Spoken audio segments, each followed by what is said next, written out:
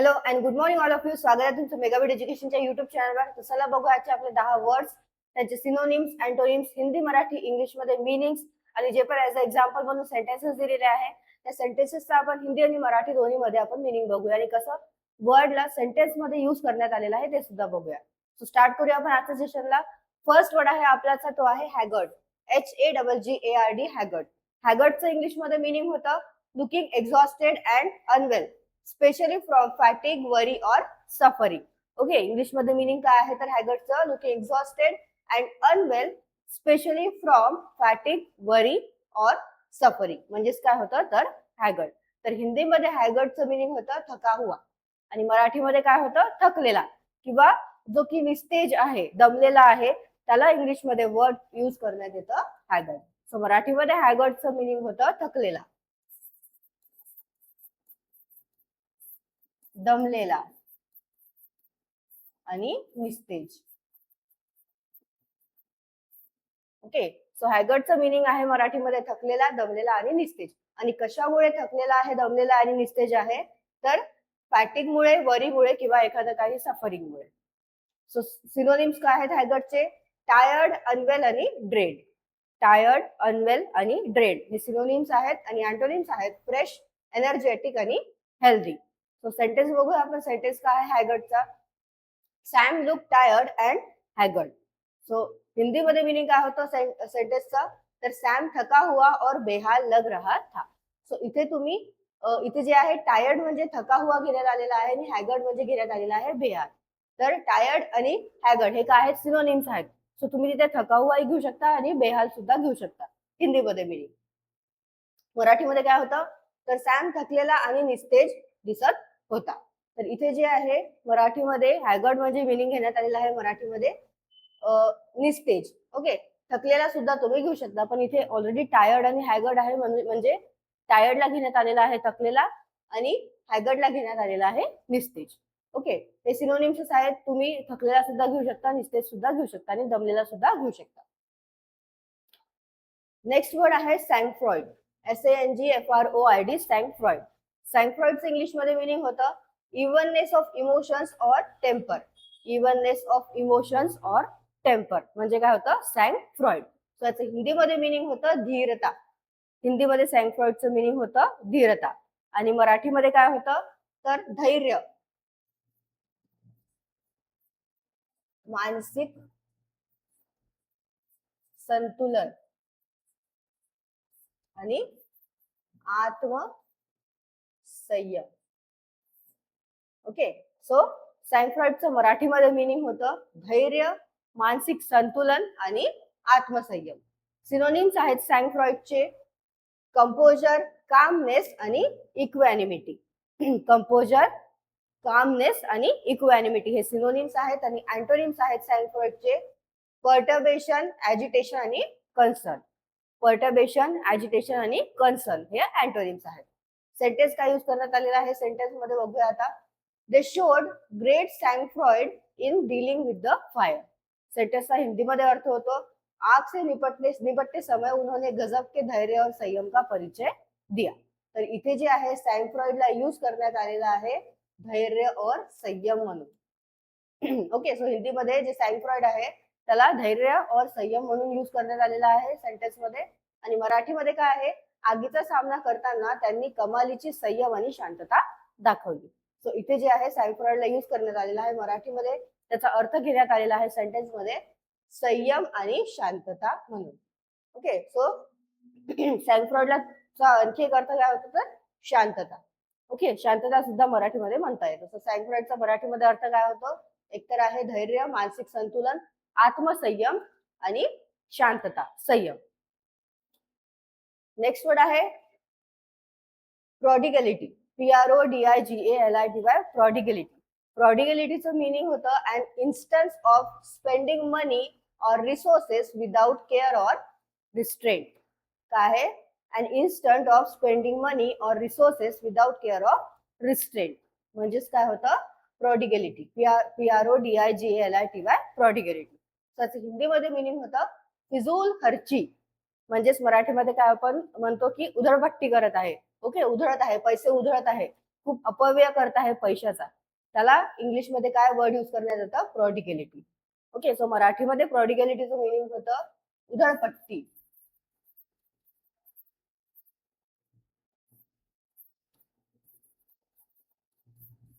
खर्चिकता आणि अपव्यय. सो मराठीमध्ये प्रॉडिगॅलिटीचं मिनिंग होतं उधळपट्टी, खर्चिकता आणि अपव्यय. सिनोनिम्स आहेत वेस्ट, वेस्टफुलनेस आणि एक्स्ट्रावॅगन्स. वेस्ट, वेस्टफुलनेस आणि एक्स्ट्रावॅगन्स हे सिनोनिम्स आहेत प्रॉडिगॅलिटीचे. आणि अँटोनिम्स आहेत नेसेसिटी, इकॉनॉमी आणि फ्रुगॅलिटी. नेसेसिटी, इकॉनॉमी आणि फ्रुगॅलिटी हे अँटोनिम्स आहेत. सेंटेन्स काय आहे? They criticise the prodigality of the administration. They criticize the prodigality of the administration. So याचा हिंदी मध्ये अर्थ होतो सेंटेन्सचा, उन्होंने प्रशासन के फिजूल खर्ची की आलोचना की. तर इथे जे आहे प्रोडिगॅलिटी म्हणजे यूज करण्यात आलेला आहे, हिंदीमध्ये यूज केलेला आहे सेंटेन्स मध्ये फिजूल खर्ची म्हणजे. आणि मराठीचं सेंटेन्स बघूया. त्यांनी प्रशासनाच्या उधळपट्टीवर टीका केली. तर इथे जे आहे प्रोडिगॅलिटीला यूज केलेला आहे, मराठीमध्ये मिनिंग घेण्यात आलेला आहे उधळपट्टीवर. नेक्स्ट वर्ड बघूया. नेक्स्ट वर्ड आहे डॅपर. डॅपरचं इंग्लिश मध्ये मिनिंग होतं being strikingly, neat and trim in style or appearance. काय आहे याचं मिनिंग काय आहे डॅपरचं इंग्लिश मध्ये? तर being strikingly neat and trim in style or appearance. Being strikingly neat and trim in style or appearance हे इंग्लिश मध्ये मिनिंग होतं डॅपरचं. आणि हिंदीमध्ये त्याला मिनिंग काय आहे डॅपरला? आकर्षक. ओके, आकर्षक हे हिंदीमध्ये सुद्धा मिनिंग आहे डॅपरचं आणि मराठीमध्ये सुद्धा आहे. आणखी मराठीमध्ये काय मिनिंग आहे डॅपरचे? तर एक तर झालं आकर्षक, आणखी काय होतं? नीट नेटका, देखना, व्यवस्थित, रुबाबदार आणि ऐटदार. सो डॅपरचं मराठीमध्ये मिनिंग काय होतं? तर नीटनेटका, आकर्षक, देखना, व्यवस्थित, रुबाबदार आणि ऐटदार हे मराठीमध्ये मिनिंग होतं डॅपरचं. सिनोनिम्स काय आहेत डॅपरचे? तर इलिगंट, स्मार्ट आणि स्टायलिश. इलिगंट, स्मार्ट आणि स्टायलिश हे सिनोनिम्स आहेत. आणि अँटोनिम्स काय आहेत? डिसहेव्हल्ड, स्लोवेनली आणि अनकेम्प्ट. काय आहे परत एकदा तुम्हाला सांगते मी प्रोनाउन्सिएशन कसं करायचं आहे. सो डॅपरचे अँटोनिम्स काय आहेत? डिसहेव्हल्ड, डिसहेव्हल्ड, स्लोवेनली आणि अनकेम्प्ट. ओके, हे आहेत अँटोनिम्स डॅपरचे. आता आपण सेंटेन्स बघूया. सेंटेन्स कसं यूज केलेलं आहे? ओके, सेंटेन्स आहे he is a dapper little salesman in a business suit. So याचा हिंदीमध्ये अर्थ काय होतो? वह बिझनेस सूट पहने एक साफ सुथरा और सजीला छोटा सेल्समॅन है. सो इथे जे आहे डॅपरला हिंदीमध्ये यूज करण्यात आलेला आहे साफ सुथरा और सजीला म्हणून. आणि मराठीमध्ये मिनिंग बघूया तर काय होतो? तो बिझनेस सूट घातलेला एक टापटीप आणि देखना छोटा सेल्समॅन आहे. तर इथे जे आहे डॅपरला यूज करण्यात आलेला आहे टापटीप आणि देखना म्हणून मराठीमध्ये मिनिंग घेण्यात आलेला आहे मराठीच्या सेंटेन्स मध्ये डॅपरला. ओके, नेक्स्ट वर्ड आहे क्वेरलस. QUERULOUS, querulous. क्वेरलसचं इंग्लिश मध्ये मिनिंग होतं given to complaining a lot. Given to complaining a lot म्हणजेच काय? तर विलापी. हिंदीमध्ये काय होतं? क्वेरलसचं मिनिंग विलापी. आणि मराठीमध्ये काय होतं? कुरकुर करणारा. मराठीमध्ये क्वेरलसचं मिनिंग होतं कुरकुर करणारा, तक्रारखोर आणि चिडचिडा. सो मराठीमध्ये मिनिंग होतं क्वेरलसचं. क्वेरलसचं मराठीमध्ये मिनिंग काय होतं? तर कुरकुर करणारा, तक्रारखोर आणि चिडचिडा. सिनोनिम्स आहेत रेस्टलेस, इरिटेबल आणि ग्रम्पी. रेस्टलेस, इरिटेबल आणि ग्रम्पी हे सिनोनिम्स आहेत क्वेरलसचे. आणि अँटोनिम्स आहेत स्टोइकल, पेशंट आणि अनकम्प्लेनिंग. स्टोइकल, पेशंट आणि अनकम्प्लेनिंग हे आहेत अँटोनिम्स क्वेरलसचे. सेंटेन्स काय आहे? Car trips that were frequently spoiled by a couple of querulous passengers in the back. Sentence Hindi मध्ये अर्थ काय होतो? कार की यात्राएं अक्सर पीछे बैठे हुए शिकायतखोर यात्रियों के कारण खराब हो जाती है.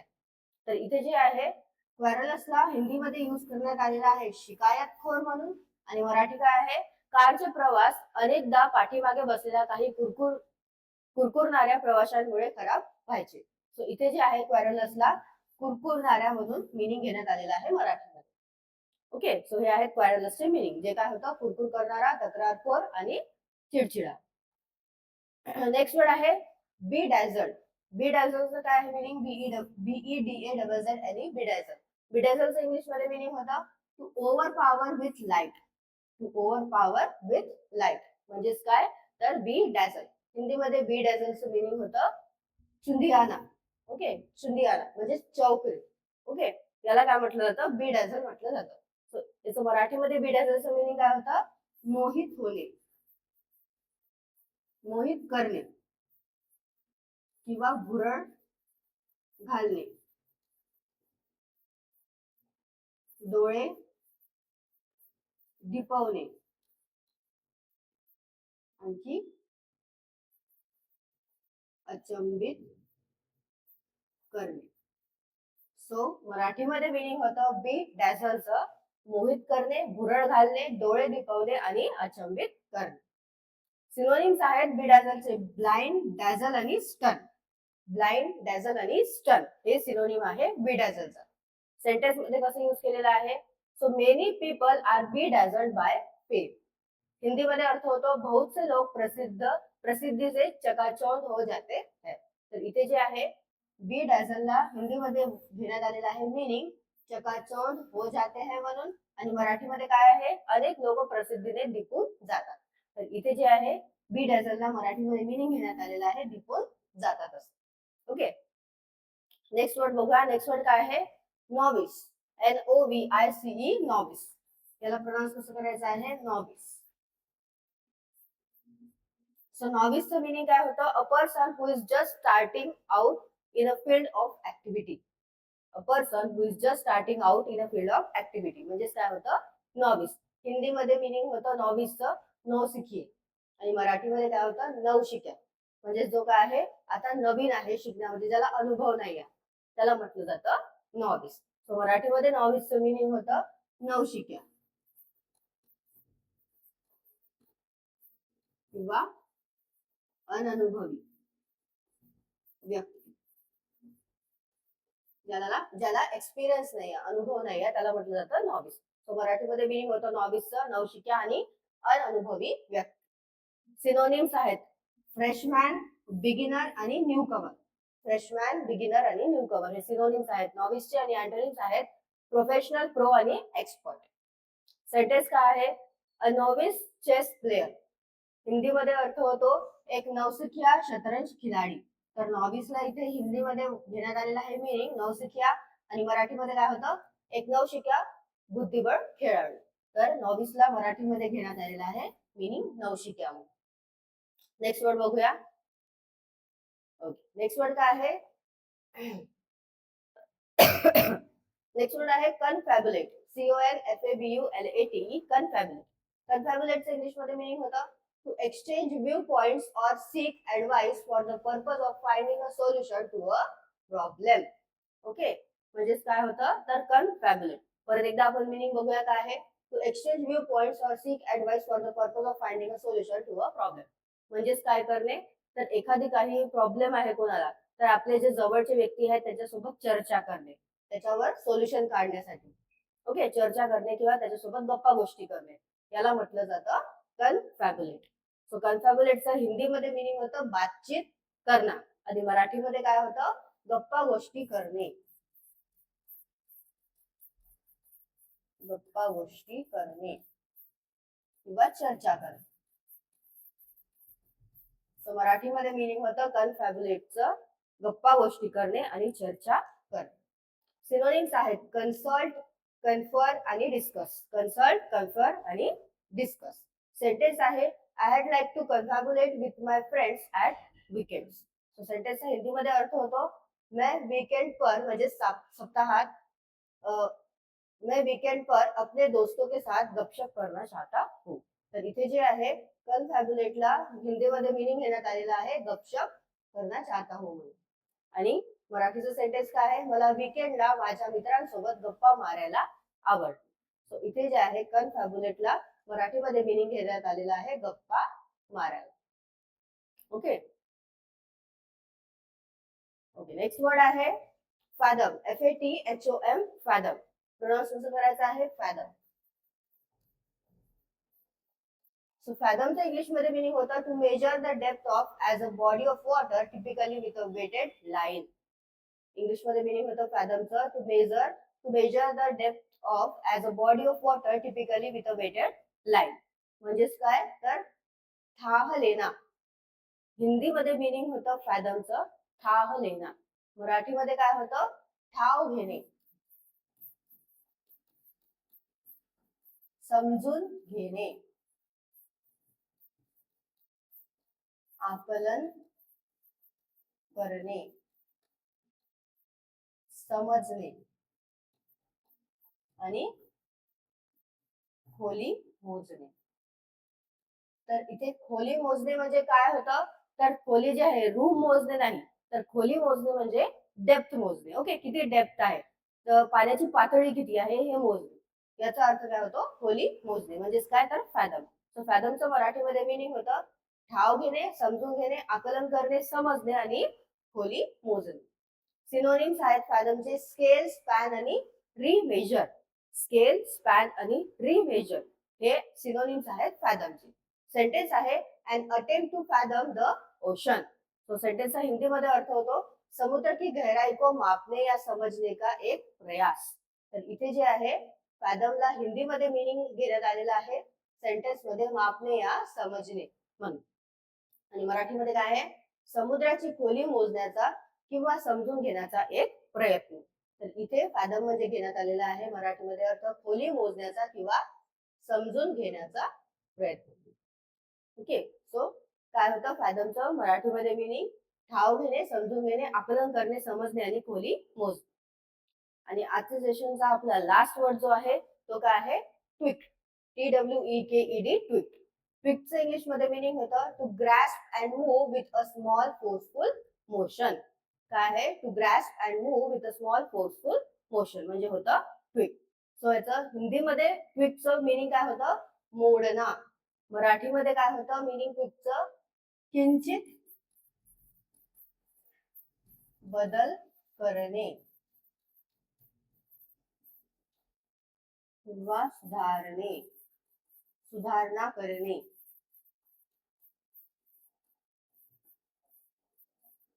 फेरफार करणे किंवा चिमटीत पकडून ओढणे आणि पिळले किंवा पिळगाळले. ओके सो ट्विकचं मराठीमध्ये मिनिंग काय होतं किंचित बदल करणे, सुधारणा करणे, फेरफार करणे किंवा चिमटीत पकडून ओढणे, पिळले किंवा पिळगाळले हे मराठीमध्ये मिनिंग्स आहेत ट्विकचे. सिनोनिम्स काय आहेत तर पिंच्ड, ट्विस्ट आणि पुल्ड. पिंच्ड, ट्विस्ट आणि पुल्ड हे सिनोनिम्स आहेत ट्विकचे. आणि अँटोनिम्स आहेत रिलीज, ड्रॉप आणि लूजन. रिलीज, ड्रॉप आणि लूजन हे अँटोनिम्स आहेत. सेंटेन्स आहे ही ट्विक द चाइल्ड्स नोज. सेंटेन्सचा हिंदीमध्ये अर्थ काय होतो उसने बच्चे की नाक खिची या मरोडी. तर इथे जे आहे ट्विक म्हणजे इंग्लिश हिंदीमध्ये यूज करण्यात आलेला आहे मिनिंग घेण्यात आलेला आहे ट्विकचं खिची या मरोडी म्हणून. आणि मराठीमध्ये बघूया त्याने लहान मुलाचे नाक हलकेच ओढले किंवा पिळले. तर इथे जे आहे मराठीमध्ये ट्विकचं मराठीमध्ये मिनिंग घेण्यात आलेला आहे हलकेच ओढले किंवा पिळले म्हणून. सो हे आहेत आपले आजचे वर्ड्स. तुम्ही परत एकदा वाचून घ्या. याची PDF तुम्हाला व्हिडिओच्या खाली डिस्क्रिप्शन मध्ये लिंक आहे तिथून तुम्ही डाउनलोड करू शकता. तिथे तुम्हाला मिळून जाणार. सो तुम्हाला सेशन आवडलं असेल सेशनला लाईक करा, चॅनलला सबस्क्राईब करा, तुमच्या फ्रेंड्सला शेअर करत जा ज्यांनी आता स्टार्ट केलेलं आहे किंवा ज्यांना व्होकॅब्युलरी थोडी हार्ड जाते त्यांच्यासाठी युजफुल होईल. सो शेअर करत चला. All the best all of you. Thank you.